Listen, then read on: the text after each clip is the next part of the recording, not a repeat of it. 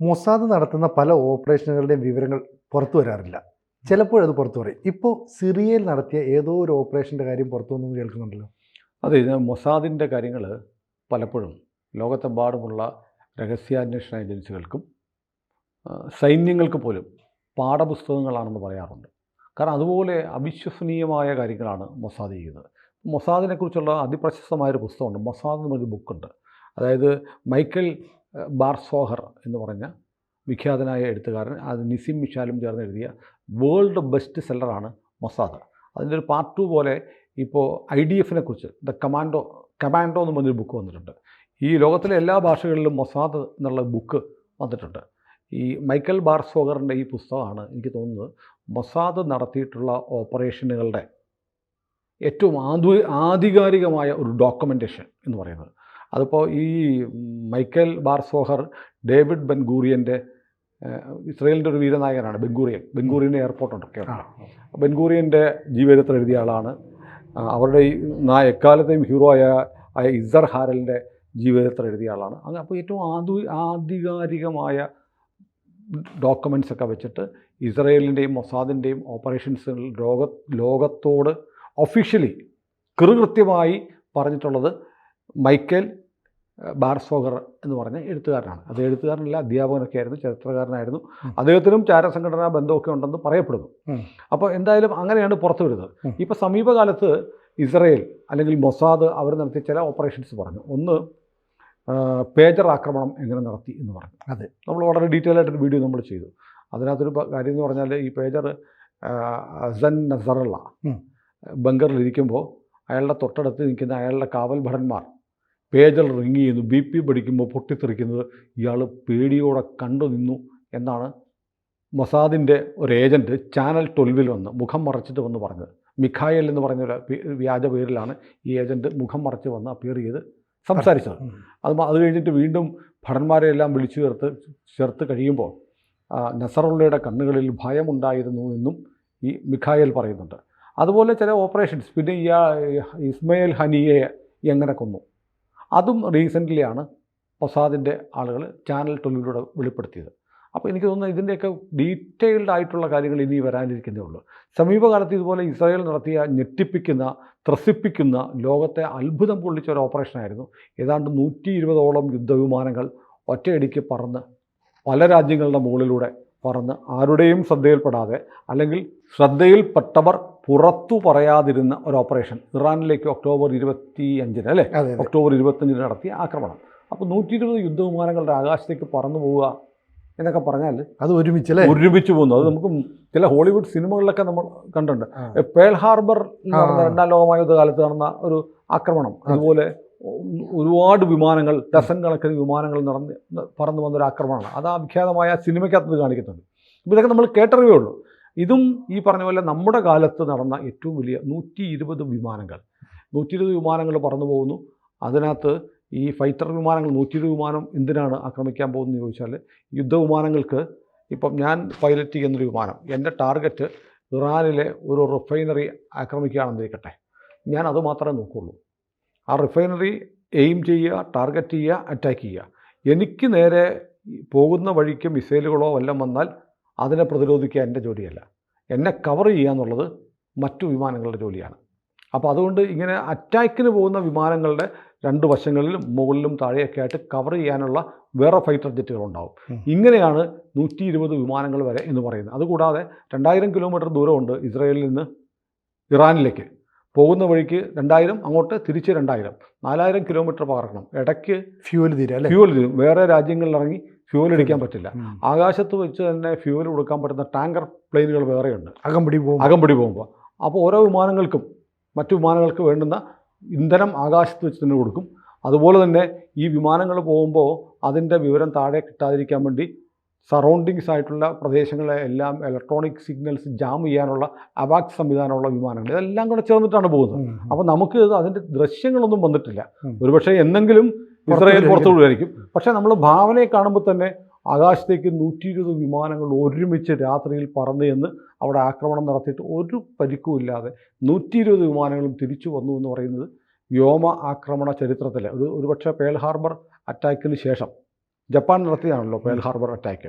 100% വിജയം എന്ന് പറയാം. 100% വിജയകരമായിരുന്നു. അത് വല്ലാതെ ഞെട്ടിപ്പോയി. ഉം. അതിനുശേഷമാണ് ഇപ്പോൾ ഇസ്രയേൽ വെളിപ്പെടുത്തിയിരിക്കുന്നത് ഞങ്ങളൊരു വലിയ ഓപ്പറേഷൻ നടത്തി സിറിയയിൽ ഞങ്ങളുടെ എയർഫോഴ്സിൻ്റെ ഷിൽദാഗ് യൂണിറ്റ് അവരാണ് ഓപ്പറേഷൻ നടത്തിയത്. ഞങ്ങൾ 200 കിലോമീറ്റർ പറന്നു ചെന്നു.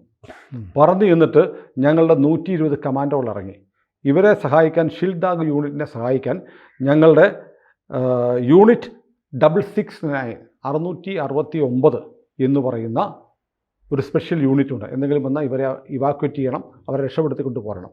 അപ്പം ഇത് നടന്നത് സെപ്റ്റംബർ 8-ാം തീയതി നടന്നു എന്നാണ് പറയുന്നത്. സെപ്റ്റംബർ 8-ാം തീയതി രാത്രിയിൽ ഷിൽദാഗ് യൂണിറ്റിൽ നിന്നുള്ള വിമാനങ്ങൾ, അന്ന് സിറിയ ഭരിക്കുന്ന അസദാണ്, ഓർക്കുന്നുണ്ടല്ലോ. അതായത് ഇറാന് താല്പര്യമുള്ള, ഇറാൻ അനുകൂല സർക്കാർ ഭരിച്ചുകൊണ്ടിരിക്കുമ്പോൾ, അതായത് ഇസ്രയേലിൻ്റെ ശത്രുവാണ്, ആ ശത്രു രാജ്യത്തേക്ക് അവരറിയാതെ ഇവരുടെ 1 ഡസൻ വിമാനങ്ങൾ പറന്നു ചെന്നു 120 കമാൻഡോസിനെ അവിടെ ഡ്രോപ്പ് ചെയ്തു. സിറിയയ്ക്കുള്ളിലേക്ക് കടന്നു കയറിയിട്ടാണ് ഡ്രോപ്പ് ചെയ്ത്. എവിടെയാണെന്നറിയാമോ? അതാണ് അതിൻ്റെ ഏറ്റവും രസകരമായൊരു കാര്യം. ഇതിനിട്ടിരിക്കുന്നത് ഡീപ്പ് ലെയർ എന്ന് കോഡ് ഭാഷ കൊടുത്തിട്ടുണ്ട് ഇറാൻ. ഡീപ്പ് ലെയർ, അഗാധമായ പടലങ്ങൾ, അല്ലേ, അടരുകൾ, അല്ലെങ്കിൽ അഗാധമായ ഒരു താഴ്വര, എങ്ങനെ വേണമെങ്കിലും വേണം. ഡീപ്പ് ലെയർ, ആ ഡീപ്പ് ലെയറിൽ വളരെ താഴ്ചയിൽ, അങ്ങനെയും അർത്ഥമെടുക്കാം, ഉള്ള ഒരു രഹസ്യ സങ്കേതം. അതിൻ്റെ പേര് scientific studies and research centre, CERS SSRC എന്നൊക്കെ പേരുണ്ട്. അവിടെ ഇറാൻ ബാലിസ്റ്റിക് മിസൈലുകൾ, റോക്കറ്റുകളൊക്കെ നിർമ്മിക്കുന്ന ഒരു കേന്ദ്രം ഉണ്ടെന്ന് ഇസ്രയേലിന് വിവരം കിട്ടുന്നു. മൊസാദ് അന്വേഷിക്കുന്നു. മൊസാദ് അന്വേഷിക്കുകയാണ് എവിടെയാണ് ഈ ഡീപ്പ് ലെയർ. ഡീപ്പ് ലെയറിൽ നിന്നാണ് സിറിയയിലേക്ക്, ലെബനോണിലേക്ക്, യമനിലെ ഹൂത്തികൾക്ക് എല്ലാം ആയുധങ്ങൾ പോകുന്നത്. എല്ലാം നേരെ ടെഹ്റാനിൽ നിന്ന്, ഇറാനിൽ നിന്ന് ഫ്ലൈറ്റ് ചെയ്ത് കണ്ടെയ്നർ കയറ്റി ആ രാജ്യങ്ങളിൽ എത്തിക്കുകയല്ല. അതിനുവേണ്ടി സബ് യൂണിറ്റുകൾ ഉണ്ടാക്കി ബന്ധപ്പെട്ട ഇറാനുമായി നല്ല ബന്ധമുള്ള മറ്റ് രാജ്യങ്ങളിൽ ഫാക്ടറികൾ ഉണ്ടാക്കി അവിടെ ഉൽപ്പാദിപ്പിക്കുകയാണ് മിസൈലുകൾ. എന്നിട്ട് ഇവരുടെ പ്രോക്സി ആയിട്ടുള്ള, ഇവരുടെ കൂലിപ്പട്ടാളമായിട്ടുള്ള ഹിസ്ബുള്ളയ്ക്കും ഹൂത്തികൾക്കും ഹമാസിനും കൊടുക്കുകയാണ്. അപ്പോൾ എവിടെയാണ് ഡീപ്പ് ലെയർ എന്നതിൻ്റെ അന്വേഷണം തപ്പിപ്പോയപ്പോൾ കണ്ടെത്താൻ കഴിയുന്നില്ല. അപ്പോഴാണ് പിന്നീട് ആലോചിച്ചത്, ഇവിടെ ഫാർദോ എന്ന് പറയുന്ന ഒരു ആണവ റിയാക്ടറുണ്ട് ഇറാന്. അത് ഇരിക്കുന്നത് എവിടെയാണെന്നറിയാമോ? ഇറാനിൽ ഒറ്റനൊട്ടത്തിൽ കണ്ടുപിടിക്കാത്ത സ്ഥലത്ത് വലിയ മലനിരകളിൽ ഒരു മല അതിൻ്റെ ഉച്ചിയിൽ നിന്ന് തുരന്ന് അടിയിലോട്ട് പോയിട്ട് മലയ്ക്കുള്ളിലാണ് ഈ ഫർദോ എന്ന് പറയുന്ന ആണവ കേന്ദ്രം. അത് തന്നെ ഇസ്രായേൽ കണ്ടെത്തുന്ന ഒരുപാട് കാലത്തിന് ശേഷമാണ്. കാരണം അറ്റാക്ക് വന്നാൽ ഇത് കണ്ടുപിടിക്കാൻ പാടാണ്. വലിയ മലനിരകൾ മാത്രമേ ഉള്ളൂ. അപ്പോൾ ഭൂമിയിൽ ഇവർ അരിച്ചു പെറുക്കി മൊസാദ് ഡീപ്പ് ലെയർ എവിടെയാണെന്നുള്ളത്. അപ്പോഴാണ് ഈ ഇറാനിലുള്ള ഈ ആണവ നിലയത്തിൻ്റെ ഓർമ്മ വന്നത്. പിന്നെ ചില മലകൾ കേന്ദ്രീകരിച്ചപ്പോൾ കണ്ടെത്തി ഡീപ്പ് ലെയർ എന്ന് പറയുന്ന scientific studies and research centre ഇരിക്കുന്നത് ഒരു മലയ്ക്കുള്ളിലാണ്. അതും ഇതുപോലെ ഒരു മല തുരന്ന്, മല അതിൻ്റെ നെറുകയിൽ നിന്ന് 150ഓളം അടി താഴത്തിലേക്ക് ഉള്ളിലേക്ക് തുരന്ന് അവിടെയാണ് ഈ ഫാക്ടറി. എന്നാലോചിച്ച് നോക്കൂ, ഒരു ഫാക്ടറി ഉണ്ടായിരിക്കുന്നത് മലയ്ക്കുള്ളിൽ, മലയുടെ മുകളിലല്ല, മലയ്ക്കുള്ളിൽ. എന്നിട്ട് ഇതിൻ്റെ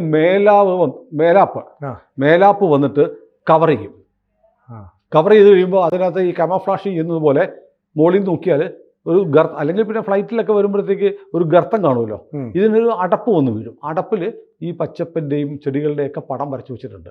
അപ്പോൾ നോക്കുമ്പോൾ ഇത് അറിയത്തില്ല മരമാണെന്ന് വിചാരിക്കല്ലേ. മലയാണെന്ന് തന്നെ കരുതും, മരങ്ങളാണ്, ചെടിയാണ്, ഇലയാണെന്ന് കരുതും. പട്ടാളക്കാരൊക്കെ നമുക്ക് കണ്ടിട്ടില്ലേ, ദേഹത്ത് പച്ച നിറ ജാക്കറ്റ് ഇടുന്നു, അതുകൂടാതെ ചെടിയൊക്കെ വെച്ച് കെട്ടിയിട്ട് തൊപ്പിയിലും ഒക്കെ ഇങ്ങനെ വെച്ച് ഇലയും കാടും പടപ്പും ഒക്കെ വെച്ച് കെട്ടിയിരിക്കുന്ന നമ്മൾ സിനിമകളിൽ കണ്ടു.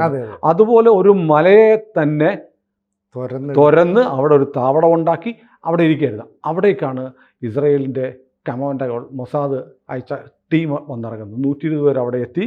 അവർ ഈ മലയുടെ മുകളിലിറങ്ങി മല അകത്ത് ചെന്ന് സ്ഫോടക വസ്തുക്കൾ ഘടിപ്പിച്ച് ഈ സമ്പൂർണ്ണമായി ഇത് തകർത്തു എന്നാണ് പറയുന്നത്. ഇതിനെക്കുറിച്ച് സിറിയ മിണ്ടിയിട്ടില്ല, അസദിൻ്റെ കാലത്ത് മിണ്ടിയിട്ടില്ല, ഇസ്രയേലും പറഞ്ഞിട്ടില്ല. അന്ന് എത്ര പേർ കൊല്ലപ്പെട്ടു എന്നറിയില്ല.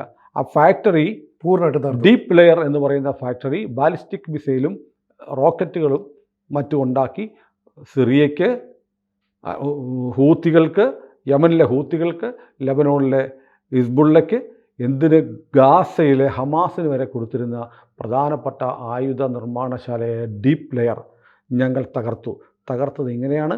ഞങ്ങളുടെ ഷിൽദാഗ് എയർഫോഴ്സ് യൂണിറ്റ് 669 യൂണിറ്റിൻ്റെ സപ്പോർട്ടോടുകൂടിയാണ് ചെയ്തത് എന്ന് പറഞ്ഞിട്ട് ഇസ്രയേൽ അതിൻ്റെ കൂടെ ഒരു വാക്ക് ആഡ് ചെയ്യുന്നുണ്ട്. ലോകത്തെവിടെ എന്തൊളിപ്പിച്ചാലും ഞങ്ങൾ കണ്ടുപിടിച്ച് നശിപ്പിച്ച് ഞങ്ങൾ ഒരു പോറൽ പോലും ഏൽക്കാതെ തിരിച്ചു വരും. 120 കമാൻഡോകളും അതിസുരക്ഷിതരായി അവരുടെ ദൗത്യം നിർവഹിച്ച് വേറൊരു രാജ്യത്തിൻ്റെ ഉള്ളിൽ കടന്ന് ഭൂമിക്കടിയിലേക്ക് ഇറങ്ങി അത് തകർത്തിട്ട് തിരിച്ചു വന്നു. അപ്പോൾ നമ്മൾ ആലോചിക്കണം, എന്തുകൊണ്ടാണ് ലെബനോണിലെ ഹിസ്ബുള്ള അടക്കം വെടിനിർത്തൽ വേണമെന്ന് ആവശ്യപ്പെടാനുള്ള ഒരു കാരണം, ആയുധങ്ങൾ കിട്ടാനുള്ള മാർഗ്ഗമില്ല, വഴി അടഞ്ഞുപോയി. ഡീപ്പ് ലെയറിലെ ആയുധ നിർമ്മാണശാല കൂടെ തകർക്കപ്പെട്ടതാണ് വെടിനിർത്തൽ ഇവരാവശ്യപ്പെടാനുള്ള ഒരു കാരണമെന്ന് ഇപ്പോൾ പറയപ്പെടുന്നു. എന്തായാലും വളരെ ആസൂത്രിതമായിട്ടാണ് ഇത്രയും വിവരങ്ങളെ പറഞ്ഞിട്ടുള്ളൂ. ഒരുപക്ഷെ മൈക്കേൽ ബാർ സോഗറിൻ്റെ അടുത്ത പുസ്തകം വരുമ്പോൾ നമുക്ക് ഡീപ്പ് ലെയർ ഓപ്പറേഷൻ്റെ ഡീറ്റെയിൽസ് കൂടുതൽ വിശദാംശങ്ങളോടെ വായിക്കാൻ കഴിഞ്ഞേക്കും. ഏതായാലും ഇസ്രായേൽ നമ്മൾ ചിന്തിക്കുന്നതിനപ്പുറത്ത് ചിന്തിക്കും. നമ്മൾ ചിന്തിച്ചു തുടങ്ങുമ്പോൾ അവർ പ്രവർത്തിച്ചിരിക്കും. ഒരു ക്രൈം ത്രില്ലറൊക്കെ വായിക്കുന്ന സുഖം പോലെയാണ് ശരിക്കും. നമുക്ക് ഏതായാലും ഇത് ഒരുപാട് വീരകഥകൾ ഇനി ഈ യുദ്ധത്തിൻ്റെ പരിസമാപ്തി ഉണ്ടാവത്തില്ല. കാരണം എന്നറിയോ, നമ്മളങ്ങനെ യുദ്ധം തീരട്ടെ എന്ന് ആശിച്ചിട്ട് കാര്യമില്ല. യുദ്ധം തീരില്ല. കാരണം ഇത് ഒരു യുദ്ധം ഒരു രാജ്യങ്ങൾ തമ്മിലുള്ള യുദ്ധമല്ല, 2 മതങ്ങൾ തമ്മിലുള്ള യുദ്ധമാണ്. കാരണം ഒരു മതത്തിന് മറ്റേ മതത്തിനെ ഭൂമിയിൽ നിന്ന് തുടച്ചു നീക്കണം, അതല്ലാതെ അവർക്ക് വിശ്രമമില്ല. അതുകൊണ്ട് ജൂതന്മാർ അവശേഷിക്കുന്ന കാലത്തോളം മറ്റേ മതക്കാർ അവരെ കൊന്നൊടുക്കാനുള്ള പദ്ധതികൾ ആവിഷ്കരിച്ചുകൊണ്ടിരിക്കും. കൊല്ലപ്പെടാതിരിക്കാൻ ജൂതൻ പ്രതിരോധിച്ചുകൊണ്ടിരിക്കും. പ്രതിരോധം ചിലപ്പോൾ പ്രതീക്ഷിക്കുന്നതിനേക്കാളും ഭീകരമായിരിക്കും. കാരണം ഈ ചുണ്ടങ്ങ കൊടുത്ത് വഴുതനങ്ങ മേടിക്കുക എന്നുള്ളത് ചിലരുടെ യോഗമാണ്. കൂടുതൽ വാർത്തകളും വിശേഷങ്ങളും നിങ്ങളിലേക്ക് എത്താൻ ABC മലയാളം സബ്സ്ക്രൈബ് ചെയ്യുക, ബെൽ ബട്ടണും അമർത്തുക.